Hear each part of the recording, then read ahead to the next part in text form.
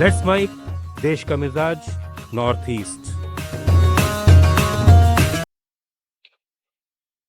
ये है let's mic more than radio और आप सुन रहे हैं पूर्वोत्तर भारत की खबरें।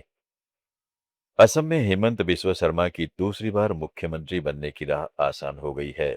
आज गुवाहाटी में हुई बैठक में भाजपा के 8 विधायकों के प्रस्ताव पर हेमंत बिस्वा शर्मा को भाजपा विधायक दल और एनडीए का नेता चुना गया।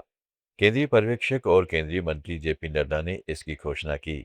2026 के चुनाव में भाजपा नीत एनडीए ने 126 सदस्यों की विधानसभा में 102 सीटें जीतकर तीसरी बार सत्ता हासिल की, जिसमें पहली बार भाजपा ने अकेले 82 सीटों के साथ स्पष्ट बहुमत हासिल किया है।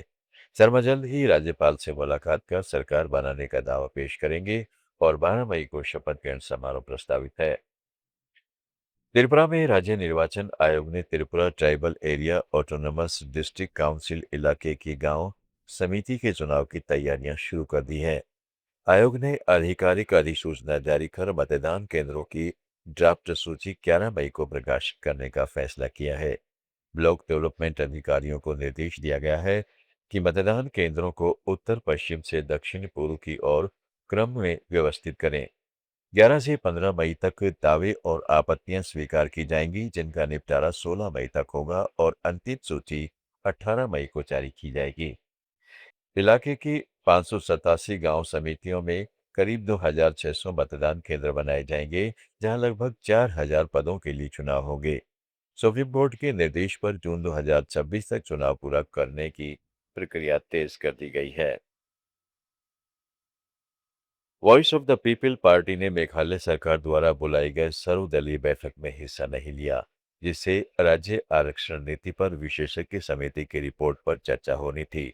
पार्टी प्रवक्ता एयर पीस वेलरानी ने शिलांग में जारी पार्टी के आधिकारिक बयान में कहा कि यह फैसला सैद्धांतिक और राजनीतिक आधार पर लिया गया, क्योंकि आरक्षण नीति का सार्थक बहस का उचित मंच विधानसभा है, न कि सर्वदलीय बैठक।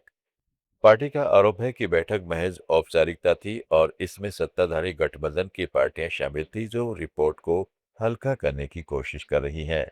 पीपुल्स पार्टी लगातार जनसंख्या अनुपात के आधार पर आरक्षण में संशोधन की मांग कर रही है और इसे लोकतांत्रिक तरीके से हल करने पर जोर दे रही है।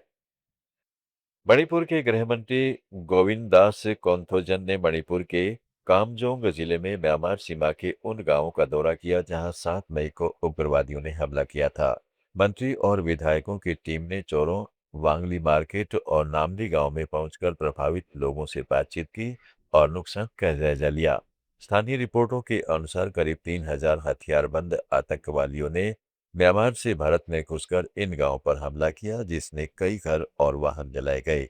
दुकानों में लूटपाट हुई और गोलीबारी से ग्रामीणों को भागना पड़ा। हमलावर लूट का माल लेकर वापस म्यांमार चले गए। मंत्री ने स्थानीय प्रशासन और सुरक्षा बलों के साथ सीमा क्षेत्र में सुरक्षा व्यवस्था मजबूत करने पर चर्चा की।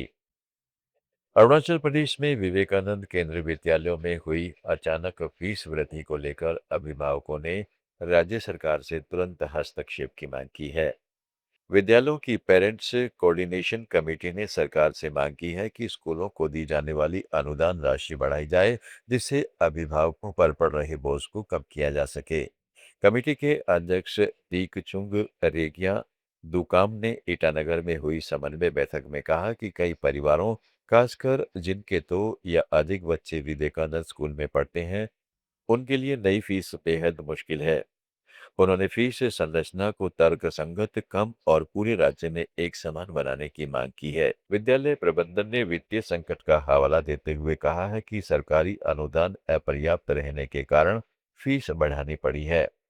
असम, त्रिपुरा, मेघालय, मणिपुर, अरुणाचल प्रदेश, मिजोरम, नागालैंड और सिक्किम की ताज़ा खबरों के इस बुलेटिन को रोजाना सुनने के लिए डाउनलोड करें लेट्स माइक ऐप। जुड़े रहिए लेट्स माइक के साथ। आप सुन रहे थे let's mic more than radio. Follow कीजिए हमें हमारे सोशल मीडिया प्लेटफॉर्म्स पर। It's time for news. It's time for more than radio. Presenting the first radio news app, Let's Mic. Let's Mic, a news-based app on your phone where you get to watch and listen news, talk shows, interviews,